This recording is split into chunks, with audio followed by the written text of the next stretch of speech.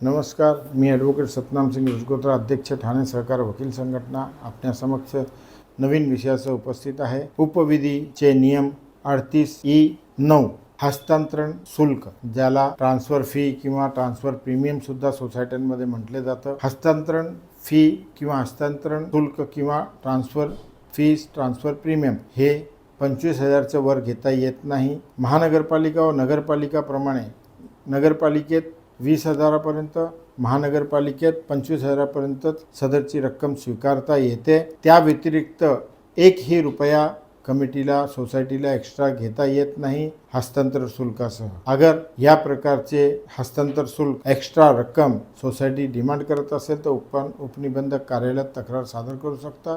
त्याप्रमाणे उपनिबंधक कार्यालय योग्य ते निर्देश देऊन त्यांना ताकीद देतील व 25,000 व्यतिरिक्त कुठलीही रक्कम स्वीकारली असेल तर ते परत देण्यासाठी ते आदेश कार्यवाही करतील। धन्यवाद। जय हिंद, जय महाराष्ट्र।